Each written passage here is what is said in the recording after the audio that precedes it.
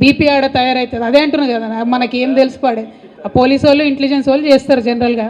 దాన్ని పెద్ద ఇష్యూ చేసి అదేదో దాచుకున్నాం అన్నట్టుగా గౌరవ ముఖ్యమంత్రి గారు మాట్లాడడం నిజంగా వారి గౌరవాన్ని తగ్గిస్తుంది తప్పితే ఇంకొక అంశం కాదు. Ultimately protocol of any CM is decided by the security wing and intelligence and the police. There is no role of politicians in that. It was decided like that. It is unfortunate that the current CM thinks so, but it is not the case. But since you have asked me in English, I want to make one thing very clear.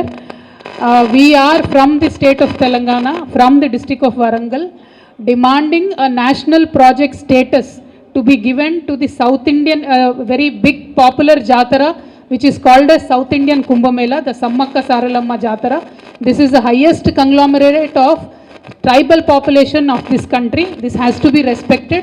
We earnestly request Honorable Prime Minister Garu to give the status of national festival to this Jatara, this tribal Jatara from Telangana.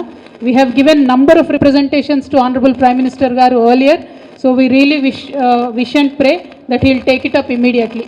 Thank you. Jai Telangana.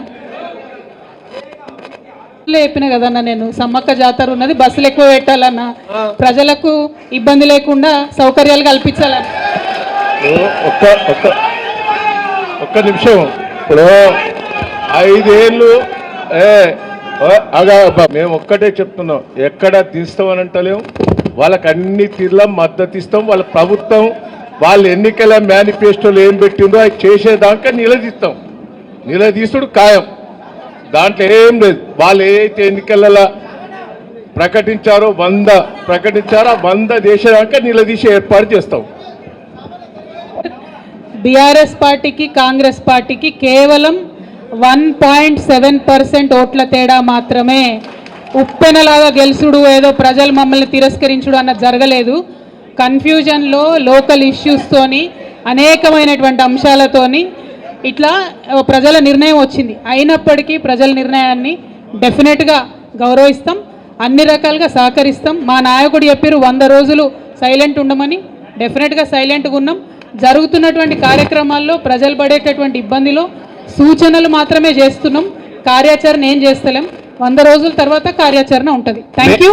జై తెలంగాణ. మీ MLC Ravindra Rao